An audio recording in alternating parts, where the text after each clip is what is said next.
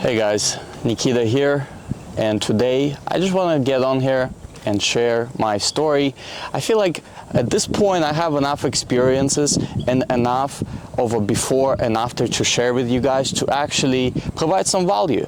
And at this point I have, as I was analyzing my story, I really feel like there was about three distinct chapters that I can share with you guys today to actually encapsulate my life, provide some really interesting viewpoints for some of you, because I am actually coming from a different culture, different country, different mindset, and so many different things that some of you living in the United States might never have heard. And some of you may find inspiration in this video. Some of you may find some business perspectives or lessons that are maybe unique. Some of you may just get some good entertainment, which is fine by me, you know? Let's go ahead and get started though. I am going to go ahead and get started from the very beginning, which is me being born. So I was born in Belarus. It's a tiny little country. It's kind of windy right now. I'm not sure how's the sound quality. Let me know how it is in the comments. But essentially, I was born in Belarus. It's a tiny little country right in between of Russia, Ukraine, and Poland. So you could imagine it's a pretty hot spot right now. And with being born there, we're going to just, for simplicity's sake, call it Russia. Being born in Russia is a journey of its own, right?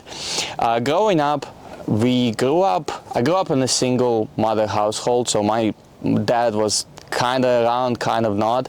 Long story short, I grew up fatherless. I grew up complete lack of masculine figures to actually look up to. And I actually grew up in not only a single mother household, it gets better. I grew up in a household where it was my mom and three of her sisters, and those sisters had daughters. So you could imagine that there were no men whatsoever. So when I was growing up, I grew up with so many qualities that are inherent to women, which are beautiful qualities, but they're just simply not, what is the word I'm looking for? They're not conducive to the masculine world. And the business is quite a masculine world and a worldview, which is why that set me up from the very beginning with some very strong mental frameworks, mental battles, mental anguishes even, that I had to overcome as the time went by. All throughout my life, it was honestly kind of a thing of survival, you know. Hey, what's up, man? Being born in Russia is, it genuinely is a battle, because every single day we did not have enough money. I did not go to a good, school. I did not really live in a good area. I was just simply broke, poor, and as you later will find out, powerless. All throughout life in Russia, it was it was genuinely survival. It was survival mode. It was not survival of the fittest, because all throughout the time, I remember I was constantly sheltered from masculine influences, so it was all women around me. Not only that, it was kind of the environments that I continuously put myself into put me in a victim mindset. You probably at this point know what victim mindset is, but essentially the world was happening to me. All the problems were happening to me. All of the little battles, I saw the world as though it's this horrible, abusive place, which at some capacity it is, right? But I internalized that very big time, and so I was bullied all through school. I could not get to I could not get really masculine male friends. I did not play any sports that put me in those kind of environments. All throughout my time, it was just kind of this thing of, you know, go day by day, avoid the bullying, dodge the honestly, I can't even say it, and this is kind of tough for me to talk about, because this is an area of my life that I don't like to reveal because of just how deep and how deeply I know it affects me to this day. But essentially, all throughout my time, it was just kind of this scared, everything was scary, everything was terrifying, I was powerless on every single thing I've done. Everything was just kind of this thing of, oh man, I really don't want to do this. I really don't want to do this. Every single time was something new, something exciting. Other kids would jump right at it. For example, let's just talk about, you know, summer camps or something like this. Something that was completely exciting to a lot of people. For me, it was just a big terror because, oh no, that is new. Nothing new, nothing exciting, nothing that is potentially dangerous. We're going to stick, we're going to form a bubble, and you know, I didn't have male friends, so nobody was there to burst that bubble, to kind of, you know, in reality, it was just big time, just mindsets that did not serve me whatsoever. And you know, as a result, I grew up very quiet, very kind of, you know, stay low kind of guy, very scared, resistant to a whole bunch of new things. And I also lost God throughout that time. So I became an atheist about age 8 or 9. I grew up Christian, and then I completely lost God. So throughout that time, you can see that I didn't have a good time, I really didn't. And so with this resistance to newness of life, with this resistance to seeing what's out there, with this resistance of even, you know, discovering things and discovering myself, you can imagine that the next chapter that is now rolling around, which is moving to the United States, was very scary. And so when my mom on one day told me that, you know, hey, if we were to go to United States, would you go? It was really, looking back at it, it was really not a choice. You know, it was kind of like a statement, which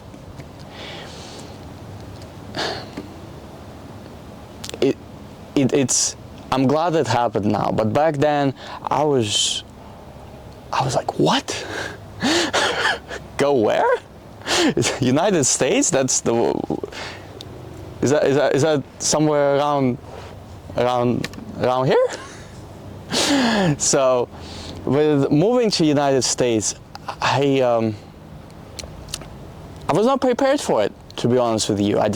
My English was not good. My worldview was not good.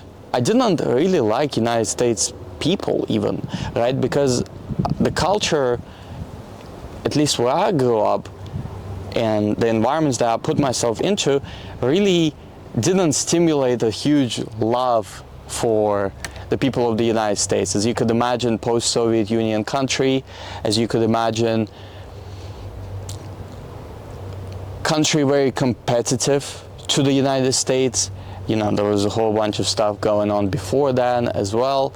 You know, the Cold War. We're not going to get into all of the history, you know, because I don't know the history well enough. I just know that kind of the idea of moving to the United States was not, I didn't like it. I didn't want to do it. I didn't want to put myself in an environment that new. You know, here in Russia, I have, you know, my grandma, my friends, I kind of understand the way life is gonna go for the most part.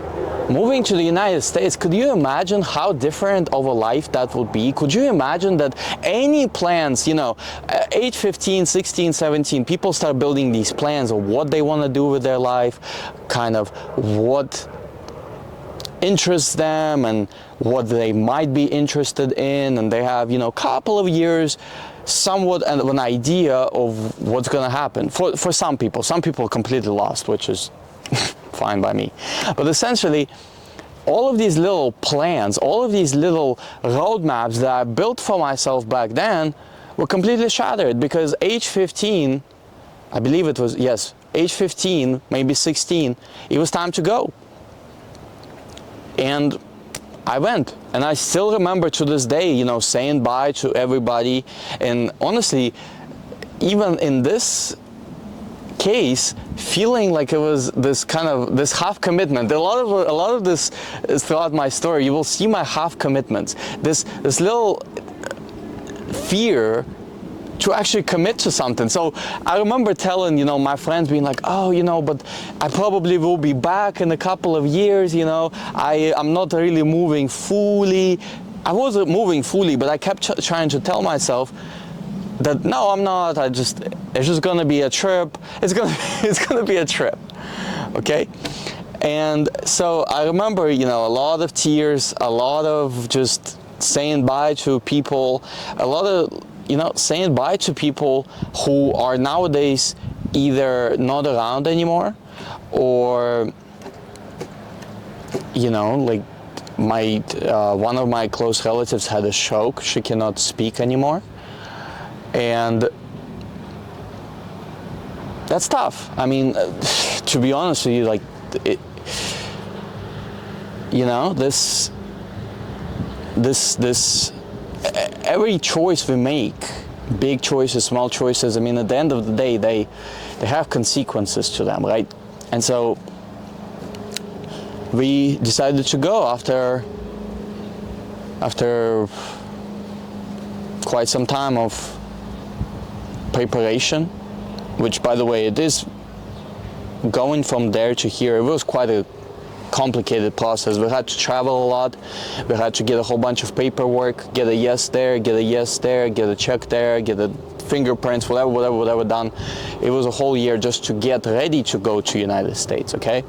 And so after all this process, we got on a plane. It was a one-day kind of trip, right? And we got here, and it was in New York. So it was in New York, and I had culture shocks happening right about immediately. Everything looked different. Obviously, I didn't really understand the language. People looked different. Even the way, the architecture, the the biodiversity around, everything was completely different. Russia is, you know, this right here is, you'd not see this in Russia. So, you know, we get to Pittsburgh. That's where we moved to. So we drove from New York to Pittsburgh, and in Pittsburgh, I just, quite frankly, I'm realizing how, once again, back to being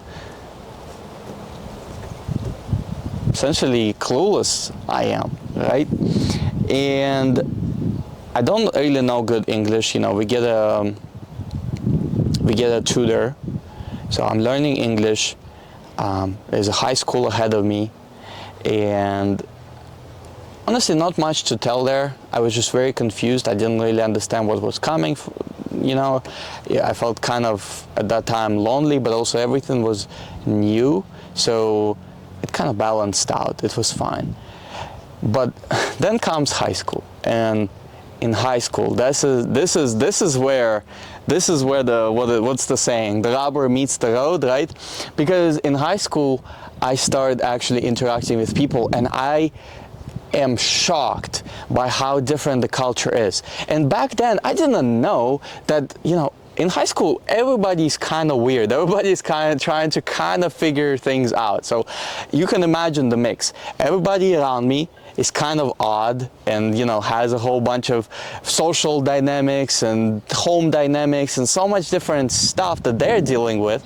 I myself am clueless about what the culture is actually is. And so every conversation I'm having, it kind of builds this little perspective of, okay, this is what American people are like. And so when people are starting to ask me about whether whether I ever fought a bear, or how much vodka I drink on a daily, or all this different stuff, I don't understand any of this. I don't understand the stereotypes. I don't understand how laid back the culture is. I don't understand how,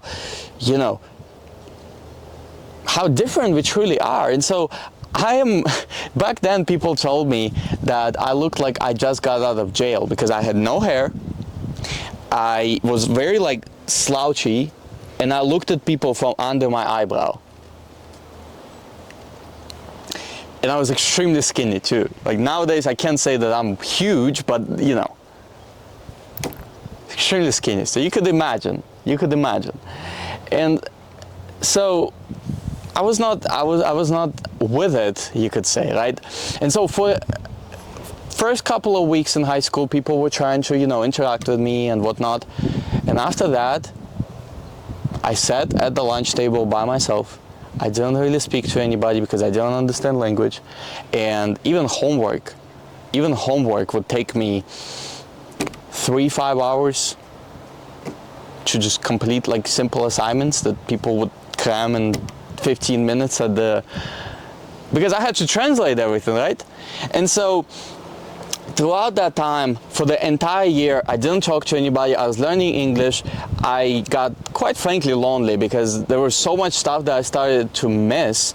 And I was getting ready to go back in summer, but then a whole bunch of things happened with the wars and just social and geopolitical, you could say, circumstances. I couldn't go. So I never actually ended up going back. I never actually ended up seeing my friends. I actually never ended up seeing the girl that I liked at the time. I never actually ended up seeing any of my relatives or anything like that since then, really. That's a little bit of a spoiler, but I haven't seen anybody since then. And throughout this time, second year of high school, I got in with some kids, we started this kind of, this geeky, nerdy kind of environment, but I started speaking to people. And guys, I gotta say, if you're learning a language, find a way to actually speak to the person of that language. Find it, because first year, I was learning on my own, and it was not until I actually started speaking to people that I actually started, improving my language skill. And third year is where I actually started speaking to my friends. One of them is still a really good friend of mine. Two of them, actually, I was at the lunch table with them, and two of them are still my best friends to this day, and I'm extremely grateful for them. And so you can see that throughout this time, it was not easy. 5-hour homework, assignments every single day, different tests, quizzes that I was not even in my own language. No communication with anybody. At home, my mom tried to support me and, provide me with, hey, can I da-da-da-da. But I didn't speak the language. There was no really support. I was lonely. I still had all of my childhood trauma and all of my little things that I was carrying with me, the skeletons in a you get what I'm saying, you get the saying. And I don't want to summarize that in this way where it's oh, it was tough. But really, it was. Because throughout this time, I also, I had my first girlfriend ever throughout this time. And as you also will find out right now, my first heartbreak, because I was not prepared for the culture. Once again, the culture was so extremely different. I did not understand it. I was not ready for it.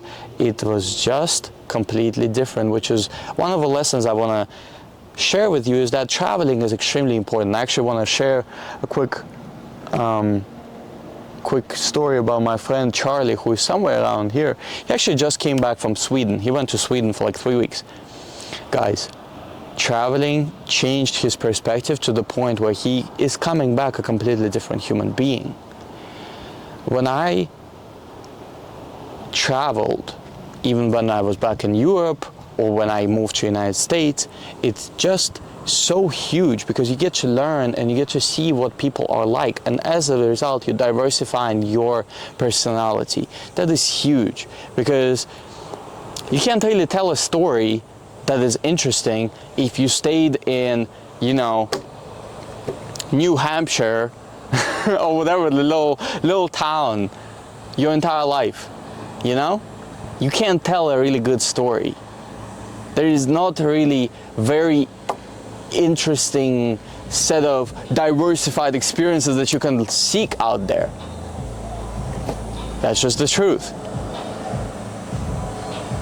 And being interesting and being able to share something comes with putting yourself out there. So that's a big thing that I recommend because it will help you out a whole bunch. I mean, having an interesting story, an interesting life is something that will definitely complement everything, right? And what else? I really feel like I haven't touched on the diversity and how truly different we are. But I don't want to make this video hours upon hours. This might be a video topic for another day. Really, the differences that I found between Russia and United States, because there are so many, and I struggle to them to such a point that even to this day, I quite frankly feel like I still don't belong fully to the United States, right? And throughout the time that I moved here, I honestly got very, I don't like the word depressed, but I really did get quite lonely, quite depressed. And throughout that time, you know, I wanted to find something. I understood that, you know, there's going to college, there is, you know, there's getting a job, and you know, there's getting a family. Like, I understood the traditional path, but it just felt so inauthentic to me. It just didn't feel authentic. I was like, I'm in the United States and this is what I'm gonna do? I'm gonna get a degree in business administration? And that's what I ended up going. I mean, I ended up graduating from high school, and after that, I go to college. Again, there's just very little understanding to what I'm doing, to why I'm doing anything. I'm just kind of going with the flow. This is the system, we might as well go with it. And in college, it was the time where I have no idea what I'm doing, guys. No idea. I'll be honest with you, I just, zero idea. And it wasn't even a fun college experience. It was just a community college. So like, I'm at home doing these assignments, not understanding what I'm doing them for, why I'm doing anything. Like, I moved from Russia and I'm following the Russian path while being here, right? Hey, what's up, you guys? And so in that, I'm lost. I'm so freaking lost. I'm not gonna lie to you. With that though, I'm starting to pick up on another path, which is the path that started, actually the way I started in that, I really just started selling clothes. I had some clothes and I was entrepreneurial minded enough to be like, hey, instead of donating them, I could sell these. And so, you know, I'm grabbing my used $10 shirts that I probably got from Goodwill or something, and I'm putting them up for sale. And I remember this one AC/DC shirt. I bought it for 50 cents on discount. And I actually ended up selling it for, I think it was like $150 that I sold it for.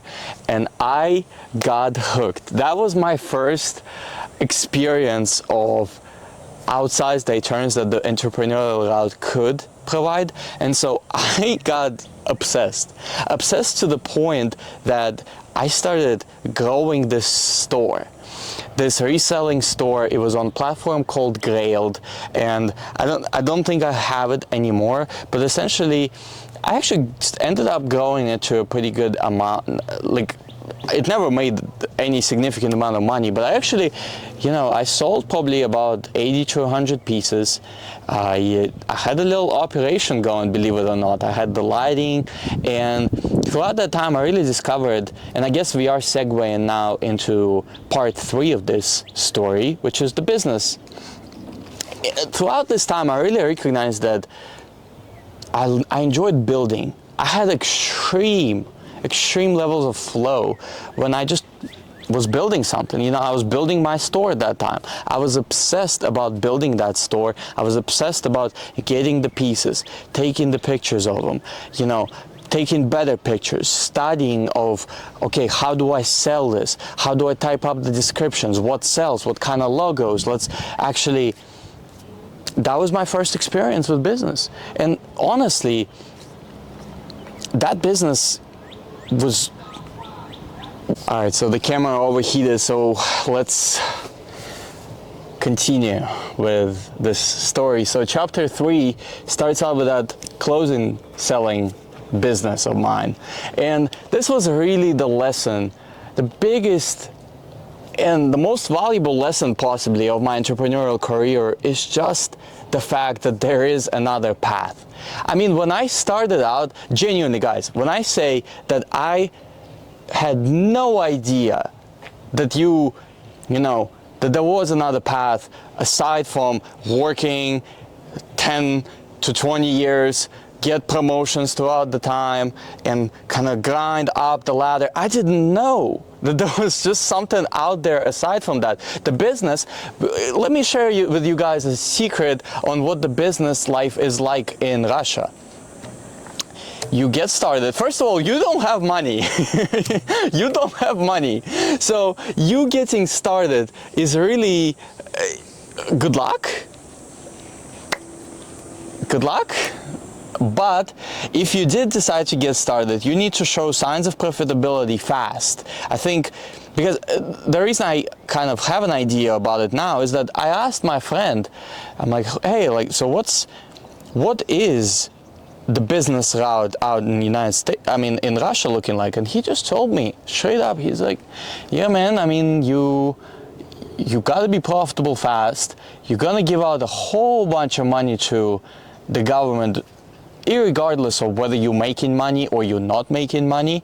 And essentially a lot of businesses, even the friends that we did have who did start them, it's 10 times harder. The United States is called the land of opportunity, and this stuff is actually possible out here for a reason. I'm not lying to you when I'm saying that out there we didn't have money to begin with. If we had enough startup capital to actually start something, we'd get taxed to the point where it wouldn't be worth it anymore. And so, and also obviously in Russia, something that was a thing was just the fact that mindset I had, right? If you are running a business, you probably have money. And people with money were usually crooks, were usually, they probably got it somehow, illegally. And some of them did. I mean, I'm not gonna say that they didn't, but that was the mindset. And so the first business really taught me, and I'm spending quite a lot of time here, it really just taught me that there is another way. The job is not the only way. Going to school, going to this, that, the other, there's another way. There is another way. And so that was one of the first times that I actually felt that, okay, I'm working, I could be working for myself. I could be actually doing something with my life that I'm building for myself and my future family. And nobody really is telling me or commanding me on how I'm supposed to do it. That was huge for me. And so after realizing that I'm kind of, taking a product, which was clothing, and taking it for a little price, and then putting the price higher, and then upselling it essentially, I realized that I stumbled upon drop shipping, and I was like, well, this is what I'm doing with clothes. So if I'm doing this with clothes, I might as well do this at a bigger scale. And obviously, you go online and everybody's making millions upon millions doing drop shipping, and everybody's starting out and they're already making $20,000, $30,000, $40,000 a month. And so of course, as a young, impressionable teenager still in high school, I decide to go all in. And I make my first drop shipping store. And throughout that time, it was really a big time disaster, because first of all, it was the perfectionism. Second, it was just expectations that were so unrealistic that even the big social media gurus nowadays would laugh at the things that I was claiming I was gonna do within the next 6 months or within the next year. Andrew Tate didn't have anything on me. Like, I was gonna be a billionaire. So I bought this keychain finder. Essentially, it would, if you lost something, this keychain finder, you go online and you find your thing. And so I created a store around it, and then I launch ads, and I get hit in the face, because I recognize that it takes startup capital. It takes some very serious testing. It takes some serious knowledge. And so me, who created a quick website on Shopify, put together a video, which I paid an Indian freelancer $10 for, and then put it out there on Facebook. To be honest with you, my Facebook ad couldn't even be launched for like 2 weeks, because it just consistently kept getting restricted. And I kept going to the guy, and I'm just being like, hey man, this thing is not working. They're saying that this is not right, or this is not right. So my accounts got restricted. I got to, essentially, long story short, because I really didn't learn much in this business, long story short, I launched the ads. They were able to run for about 3 or 4 days. I spent a whole bunch of money, and then I was just done. I was done. I wasn't interested anymore. I was burned out. I was stressed, and I was just done. So that was done with the drop shipping. The biggest lesson here is really setting up expectations. And I didn't learn this lesson until really recently, but expectations are huge. If you expect something, really, you've got to go with it with optimistic perspective on what you can do, but detach from the outcome. Because when I set my eyes on the outcome, and the outcome wasn't coming in, I didn't have any expectations of what kind of work that I was supposed to put in. And so as soon as there's no expectations for work, and as soon as you all focused on the result, but you're non-focused on actual work and actually understanding of what you are gonna have to do, you get hit in the face once you realize what you have to do and how much volume, effort, sacrifice is going to go into it. And if you're not prepared for those, you're gonna fold. That's just an unfortunate truth. You're going to fold. If you're not ready to work hard, use your time efficiently, if you're not prepared to be smart about your time and actually put in the work, work smart and work hard at the same time, if you're not willing to do that, I don't know, hopefully it works out. We got a text message. So we're gonna have a couple text messages here, but essentially,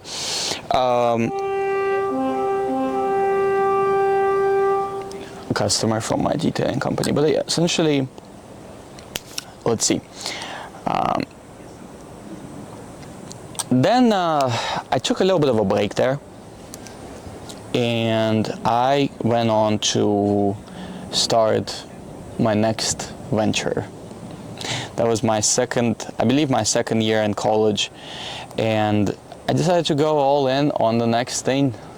And I saw an ad from Iman Gadzhi, and Iman Gadzhi introduced me to this new model that you do absolutely nothing, you print money, things just kind of work out, low effort, no knowledge, beginner friendly, SMMA, social media marketing agency. And I know, we probably all fell into the trap somehow. If you're 20 years and older, you probably have heard of it at this point. If you're on social media in self-improvement space, you know, it was just such a, that was some very good marketing. I'm not gonna lie to you, because I believed, I was delusional. I was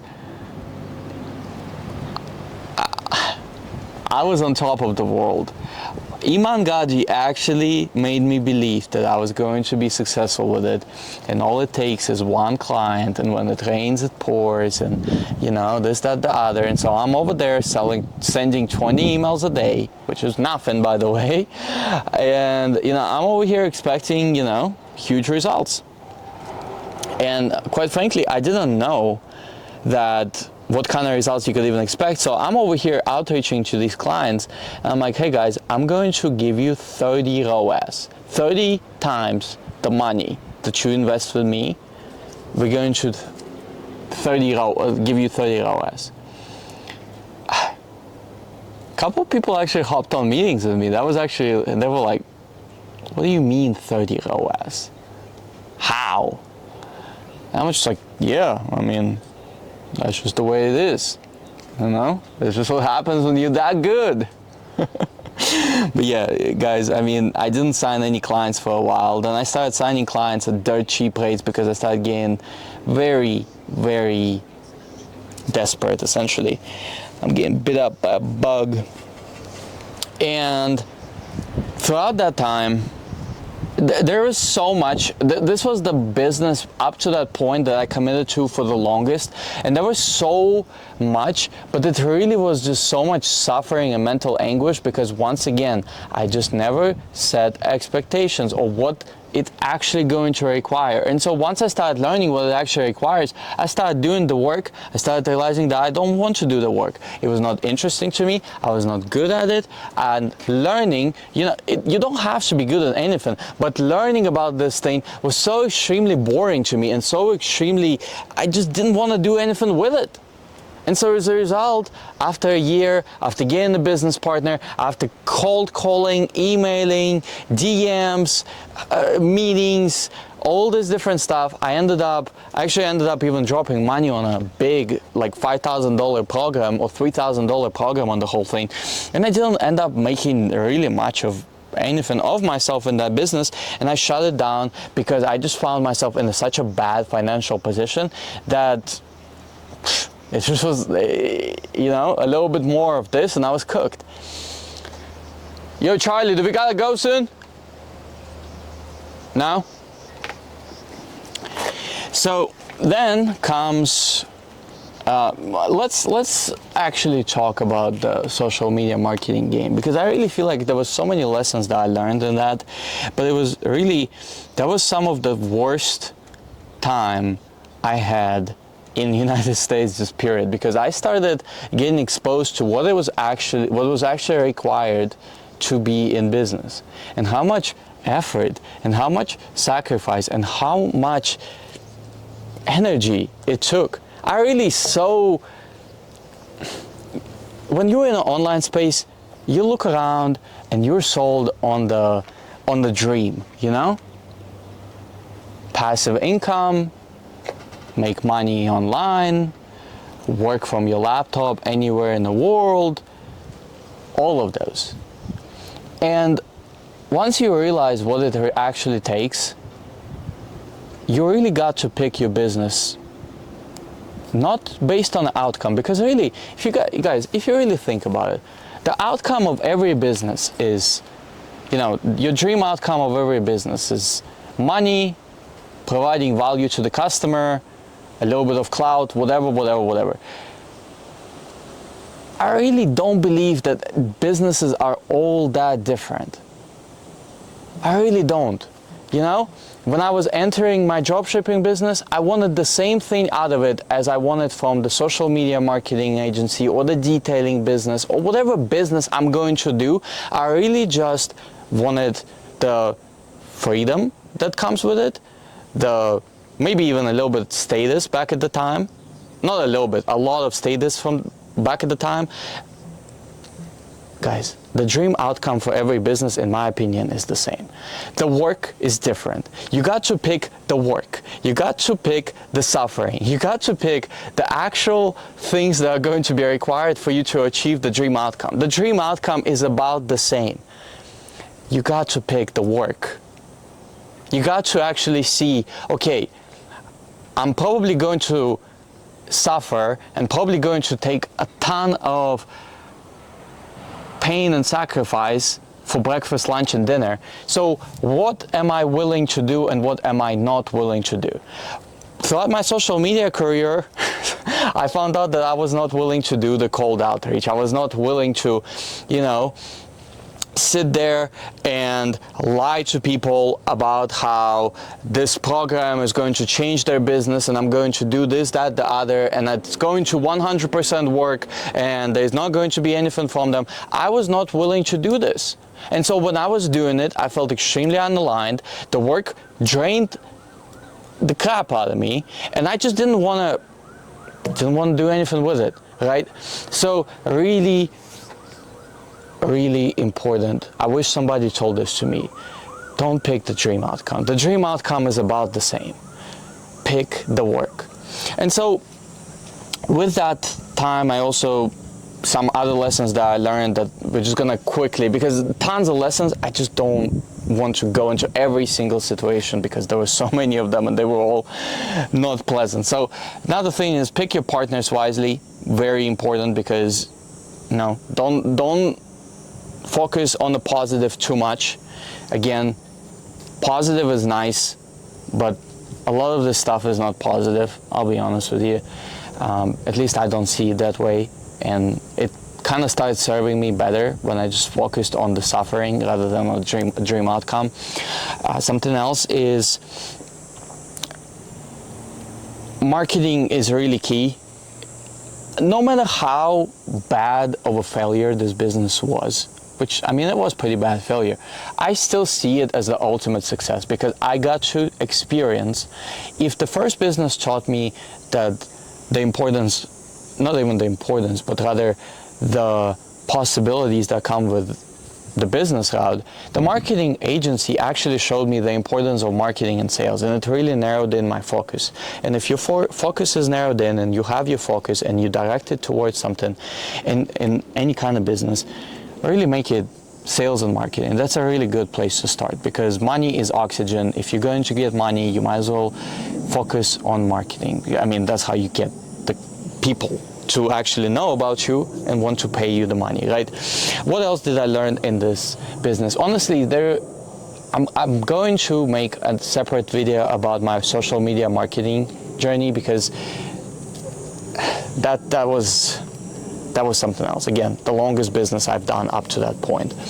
Then comes the detailing business, and this is my current business, and really the reason I switched to it was because I found myself in a bad financial spot. I'm talking terrible. I'm talking, if I do this for one more month, this social media marketing thing, I'm broke, like dead broke.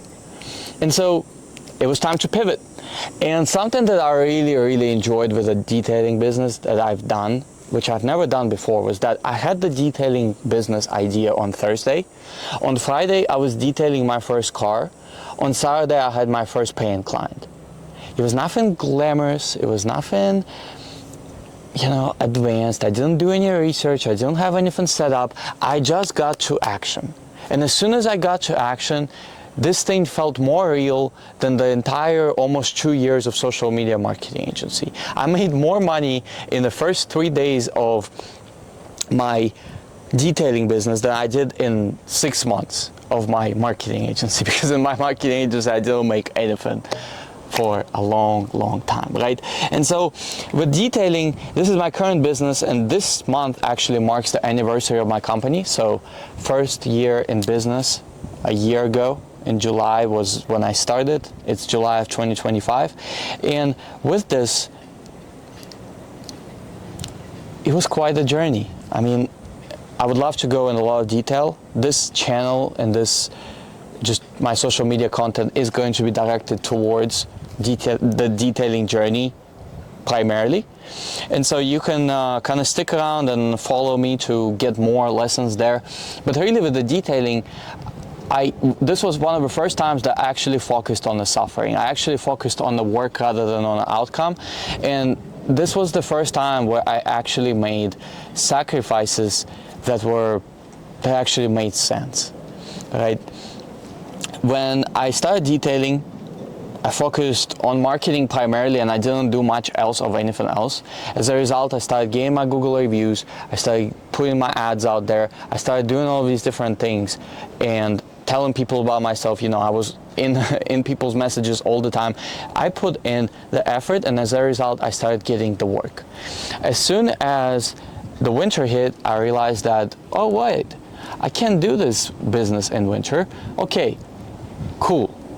What can we do about that? I detailed one car in the winter, then I hit up my friend who is sitting right next to the camera actually, and I knew that he just moved to Austin. I looked at Austin. Austin was very popular for detailing. Austin seemingly at that time had no seasonal switch, so there was no snow. You could detail 24/7, all 365 around the year. And I moved. 2 or 3 weeks later, I hit up Charlie. Hey, do you need a roommate? Yeah, okay. 2 or 3 weeks later, I was in Austin detailing. And it took some setup. It took some establishing myself. It took some free details or extremely cheaply priced details. But now, fast forward to now, again, it's only been a year, guys. This business is doing well. $8,000 to $10,000 a month. Mobile detailing van, actual schedule that allows me to even think about hiring somebody, actual freedom. I didn't mention this, but all throughout this business journey, I was working at Walmart, and I wanted to quit Walmart all throughout this. And every single day, as sold by Iman Gaji, I just needed one more client to quit Walmart. Guys, it took me 4 years to quit Walmart. And you know when it happened? It happened when I moved to Austin. It happened 3 months after I moved to Austin. I was done. 3 to 4 years trying to quit it, and then moved to Austin, and actually 3 months of solid output, putting myself out there, and now I'm fully self-employed. Do you understand? Do you understand that this is actually exactly what I'm talking about? If you actually focus on the work and not on the dream outcome, everything just flows so much better. Genuinely. Because I just didn't really care about the dream outcome anymore. Yes, I understood that I wanted the Lambos, and I understood that I wanted the big money accounts and freedom and work from your laptop kind of lifestyle. I understood all that. I just focused on the work. Okay, let's just focus on what is actually required to get me to that dream outcome. And I honestly kind of forgot about the dream outcome, and to the point of sometimes I just forget why I'm even doing the thing I'm doing, which is fine. Honestly, it's fine. It's something that you learn.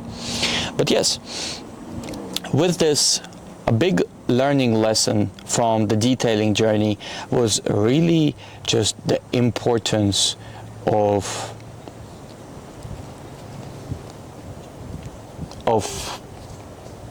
how do I want to say it in a the importance of marketing, guys. Marketing is key. Like, if nobody knows about you, you're not going to make the money. I see, when I moved here, guys, I saw businesses that were advertising, we've been in business for 15 years. I remember working with detailers closely who were saying, oh yeah, bro, I was detailing for 10 years, da da da da da, and they're still in the same spot. Guys, I am ranking higher than those guys. I am ranking, after being for 7 months in Austin, I am ranking in the top 5 of Austin. While these guys who've been detailing for all these years, 15 reviews, work that they're chasing around, and you know, these $100 jobs that they're taking to this day. Why is that? Because I, quite frankly, especially when I moved here, I did not focus on detailing. I did not focus on the soap. I did not focus on the coating. I did not focus on how to scrub the tire, you know, should you use this brush or this brush. I didn't care. I understood what my client wanted, and I put myself out there as the best and the most efficient and the most price efficient provider. And as a result, I'm now sitting on 75 reviews, Google Ads campaigns, a team of Google Ads manager, a social media manager, a machine that is actually producing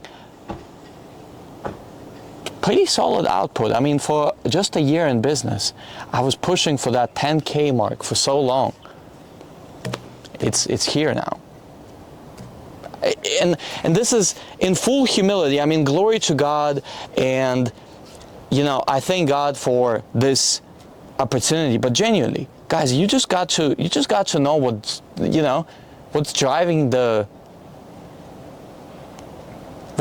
you forward. If you want a dream outcome, you know, just a couple of days ago, I had an idea, a big idea. Okay, I wanted to launch a campaign. And I really just looked at it and I'm right, well, the camera is dead now, and I'm going to go ahead and wrap up this video by really, like, this is my story. This is what this channel, what this social media content is going to be revolving around. I gave you a brief outline of what exactly I've done, of what exactly took me to be here, but this was all brief. It was all these little chapters and these points in life, but you really didn't get the details. And the details is where it actually matters. This is where where the lessons lie. This is where the actual the little nuggets is what actually can take you from wherever you are to wherever you want to be, right? And so I'm not saying that I'm some kind of a millionaire here. I'm not saying that, but I definitely progressed in the past year more than I have ever in my life. And this is exactly what I want to share with you guys on this channel, on the social media accounts. And this is exactly what I'm going to be doing plentifully.